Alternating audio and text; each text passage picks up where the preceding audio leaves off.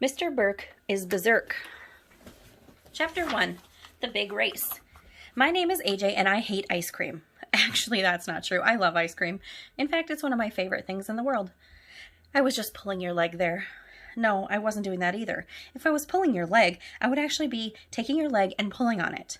Why would anybody want to pull on a leg? That's a weird thing to do. What are you looking down here for? The story's up there, dumbhead. Speaking of weird things, last week, the weirdest thing in the history of the world happened. When I got to school, our groundskeeper, Mr. Burke, was sitting out in the playground on a riding lawnmower. Well, that's not the weird part, because Mr. Burke sits on the riding lawnmower all the time. The weird part was that right next to him was our principal, Mr. Klutz, and he was sitting on another lawnmower. All the kids gathered around to see what was going on. I went over to my friends, Ryan, Michael, Neil, and Alexa. "What's going on?" I asked. "Mr. Klutz and Mr. Burke are going to have a lawnmower race," said Michael, who never ties his shoes. "The first one to reach the monkey bars wins," said Ryan, who will eat anything, even stuff that isn't food. "Lawnmower races rock," said Alexa, who is a girl but cool anyway. "The loser has to pay the winner $1, said Neil, who we call the nude kid even though he wears clothes. Mr. Klutz and Mr. Burke revved the motors of their lawnmowers and glared at each other. "Get ready to lose, partner," shouted Mr. Burke.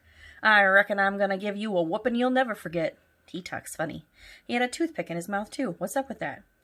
"Kiss my grass," yelled Mr. Klutz. "You're going down, Mr. Burke." That's when Andrea Young, this annoying girl with curly brown hair, came over. She was with her equally annoying crybaby friend, Emily. "Hi, Arlo," said Andrea. She calls me by my real name because she knows I don't like it. I didn't say hello to Andrea because I knew the guys would start teasing me and saying I was in love with her. "They shouldn't have dangerous races and gamble on school property," Andrea told us. "It sets a bad example for children." "I agree," said Emily, who agrees with everything Andrea says. "Can you possibly be more boring?" said Alexa. Andrea stuck her tongue out at Alexa, and Alexa stuck her tongue out at Andrea. Emily stuck her tongue out at Alexa, and Alexa stuck her tongue out at Emily. Whenever somebody says something mean to you, you always stick your tongue out at them. That's the first rule of being a kid.